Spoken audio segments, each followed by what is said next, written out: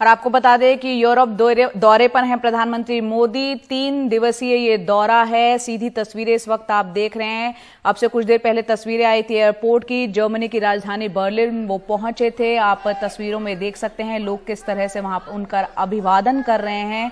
यहां पर प्रधानमंत्री लोगों का अभिवादन स्वीकार करते हुए नजर आ रहे हैं। साथ ही बता दें इंटर गवर्नमेंटल कंसल्टेशन यानी आईजीसी की बैठक में वो हिस्सा लेने के लिए पहुंचे हैं। साथ ही आपको बता दें कि इस बैठक के बाद वो जर्मन चांसलर से भी मुलाकात करेंगे।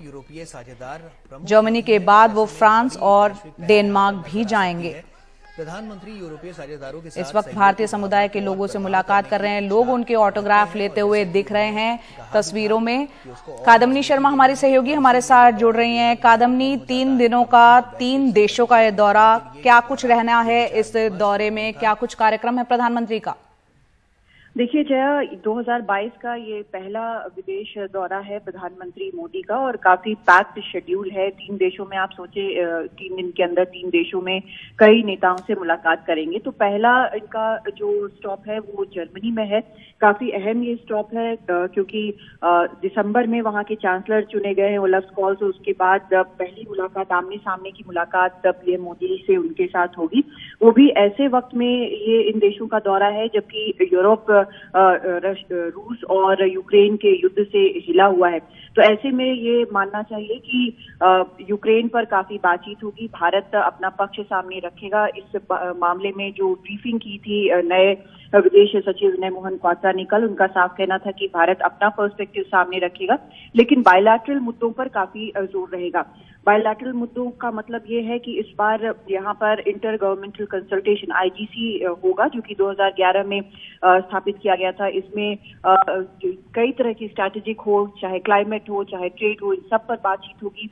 इसमें दोनों जो नेता है जर्मन चांसलर और पीएम मोदी दोनों को होस्ट करेंगे। मिनिस्टर्स जो साथ में गए हैं, पीएम मोदी के वित्त मंत्री साथ में हैं, विदेश मंत्री साथ में हैं, minister of state for science, earth sciences वगैरह साथ में हैं।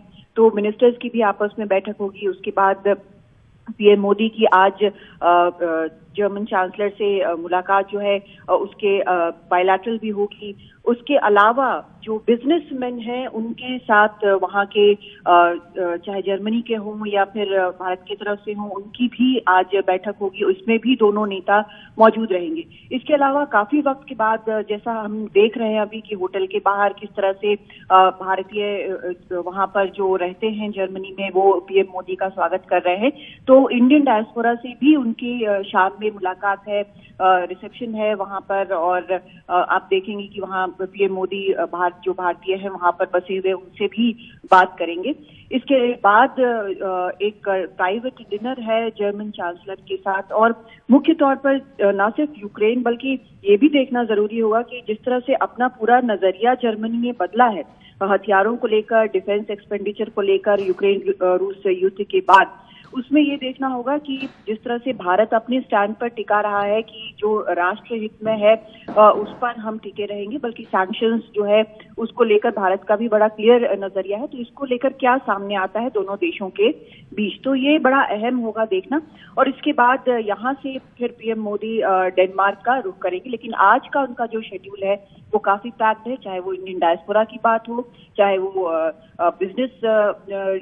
बिजनेसमैन से मिलने की बात हो या फिर दोनों देशों के द्विपक्षीय रिश्तों की बात हो। जाए बिल्कुल, द्विपक्षीय रिश्तों की बात हो या एक बेहद अहम दौरा है 3 दिनों के और 3 दिवसीय दौरे के अलावा 3 देशों में प्रधानमंत्री जाएंगे। हमारी सहयोगी कादम्बनी शर्मा जैसा कि बता रही हैं और वो जर्मनी की राजधानी बर्लिन पहुंच गए हैं। और यहाँ पर तस्वीरों में आप देख सकते हैं किस तरह से भारतीय समुदाय के लोग जो वहां पर हैं उनका स्वागत कर रहे हैं, अभिवादन कर रहे हैं। कादम्बनी, यहाँ पर आपने बताया द्विपक्षीय मुद्दों पर भी बातचीत होगी और ये दौरा इसलिए भी अहम है जैसा कि आपने भी जिक्र किया, यूक्रेन और रूस के बीच जो युद्ध चल रहा है, जो भारत ने अभी तक अपनी नीति अपनाई है वहां तक लोगों तक और खासकर तमाम देशों तक पहुंचाने में एक ये दौरे को भी काफी अहम माना जा रहा है। आपने बताया जर्मनी में क्या कुछ कार्यक्रम है, साथ ही फ्रांस और डेनमार्क भी जाना है। क्या वहां भी भारतीय समुदाय के लोगों से मुलाकात और द्विपक्षीय संबंधों और मुद्दों पर बात होनी है? वहां के क्या कार्यक्रम है?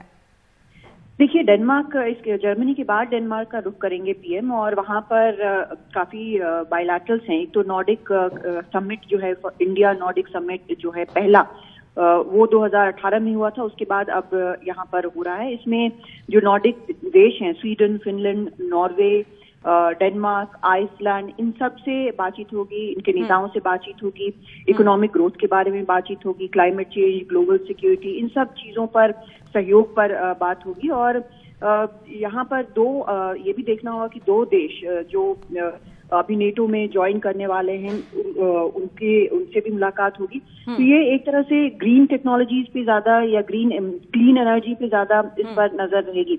लेकिन ये जरूर है जया कि कुल मिलाकर यूक्रेन जो है इस पूरे दौरे में एक बड़ा मुद्दा रहने वाला। हालांकि वो लौटने के समय जो स्टॉप ओवर है बहुत छोटा सा है फ्रांस में, तो वहां पर 4 तारीख को अभी हाल में एक बार फिर से इलेक्ट हुए प्रेसिडेंट इमानुएल मैक्रों, उनसे मुलाकात होगी। जी, बहुत बहुत शुक्रिया विस्तार से बताने के लिए। प्रधानमंत्री का पूरा कार्यक्रम क्या रहने वाला है और काफी महत्वपूर्ण ये दौरा है। 3 दिनों में 3 देशों के इस दौरे में यहाँ पर जाएंगे। आईजीसी की बैठक में भी हिस्सा लेंगे। जर्मनी की राजधानी बर्लिन पहुंच चुके हैं। इसके अलावा डेनमार्क और फ्रांस भी जाएंगे प्रधानमंत्री मोदी।